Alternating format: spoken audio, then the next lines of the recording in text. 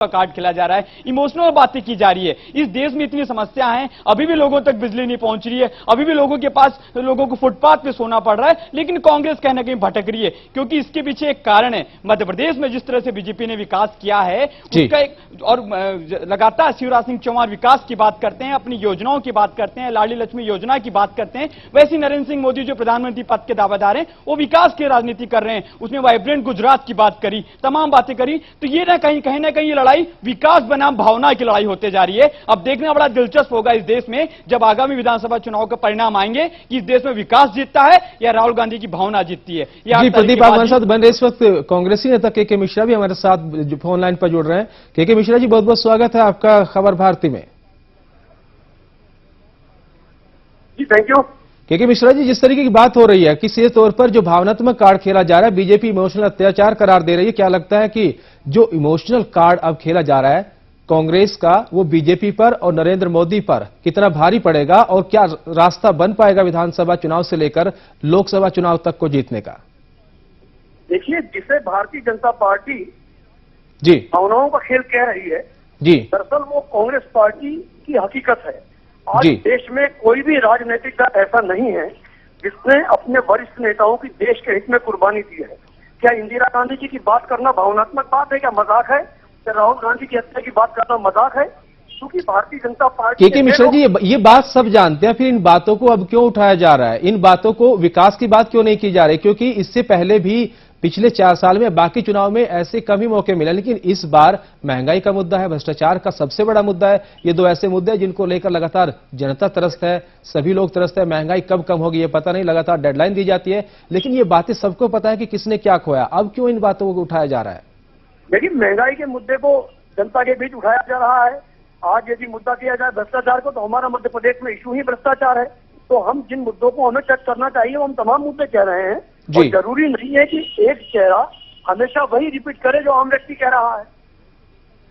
लेकिन महंगाई की बात जो बयान होती है सुनी नहीं जा रही। महंगाई पर भ्रष्टाचार, और भ्रष्टाचार पर कभी बोलते देखा नहीं गया किसी भी रैली में, क्योंकि क्या भ्रष्टाचार जो एक ऐसा मुद्दा है, कहीं ऐसा तो नहीं कि अगर भ्रष्टाचार की बात कांग्रेस करेगी तो उसके केंद्र के भ्रष्टाचार उठेंगे, उसके बाद सवाल उन्हीं से खुद उन पर उठेंगे, उनसे सवाल पूछे जाने लगेंगे।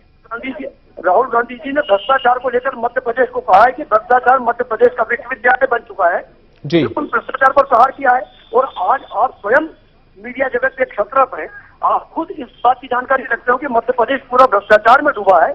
और शिवराज सिंह चौहान विकास की बात कर रहे हैं, तो विकास सिर्फ शब्दों में विकास यदि हुआ है तो साधना सिंह का हुआ है, विकास हुआ है तो शिवराज सिंह का हुआ है, विकास हुआ है तो दिलीप सूर्यवंशी का हुआ है, विकास हुआ है तो सुधीर शर्मा का हुआ है, विकास हुआ है तो कैलाश विजयवर्गीय का हुआ है, विकास हुआ तो जयंत के मिश्रा जी, ऐसे बहुत से नेता कांग्रेस में भी है जिनका खुद का विकास हुआ है। बहुत बहुत शुक्रिया वैसे तमाम बातचीत के लिए और जानकारी के लिए। तो हमारे साथ प्रबोध जी जुड़े हैं। प्रबोध जी, हितेश जी से जरा सवाल पूछिए कि जिस तरीके से भ्रष्टाचार को लेकर कांग्रेस कह रही है कि पाठशाला भ्रष्टाचार की मध्य प्रदेश बन चुका है, लेकिन केंद्र की बात उठाई नहीं जाती, और जो एजेंडा है विकास को लेकर आखिर क्यों भूलती जा रही है, और आने वाले समय में उस एजेंडे को खोकर क्या आलोचनात्मक ये पूरी चुनावी जंग होने वाली है, और जो भावनात्मक कार्ड है जो खेला जा रहा है, क्या उससे डरकर बीजेपी कहीं इमोशनल अत्याचार तो करार नहीं दे रही? कि क्योंकि जो भारत है वो भावनात्मक देश है, इमोशनल लोग हैं यहाँ पर, भावनात्मक जुड़ जाते हैं। कहीं ऐसा तो नहीं कि इस बात से कांग्रेस को वोट चला जाए और बीजेपी इस बात से कुछ डरी और सहमी हो?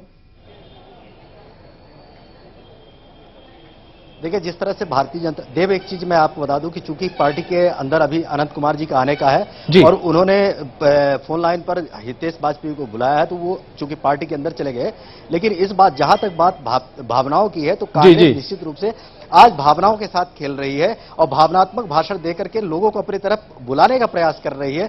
जबकि भारतीय जनता पार्टी अभी तक अगर उसके कार्यकाल को देखा जाए और साथ में जनाशीर्वाद को लेकर के देखा जाए, तो क्षेत्र में जिस तरह से जा रहे हैं, शिवराज सिंह चौहान जा रहे हैं, तो लगातार अपने विकास की बात कर रहे हैं। और मजे की बात यह है, तो राहुल गांधी के बयानों पर वो चुटकी भी लेते हैं और कहते हैं कि बच्चा अपनी मां को याद दिला करके लोगों को गुमराह कर रहा है। ऐसे भाषण शिवराज सिंह चौहान वर्तमान में दे रहे हैं। तो निश्चित तौर पे ये चीज देखने को मिल रही है कि भावनाओं में केवल इस समय कांग्रेस बहा रही है, क्योंकि जिस तरह से 2003 के चुनाव को देखा जाए, उसके बाद से कांग्रेस का जो पतन हुआ है, तो निश्चित तौर पे वहां पर विकास की जो बात थी, तो विकास के नाम पर एक ढेले का काम नहीं हुआ था, जिसकी परिणति हुई कि आज 10 सालों से कांग्रेस मध्य प्रदेश में सत्ता से बाहर है। देव जी, प्रदीप जी, बहुत बहुत शुक्रिया हमारे साथ तमाम जानकारी की बातचीत के लिए। प्रदीप, एक लास्ट कमेंट आपसे कि जिस तरह की आपने पूरी बात सुनी,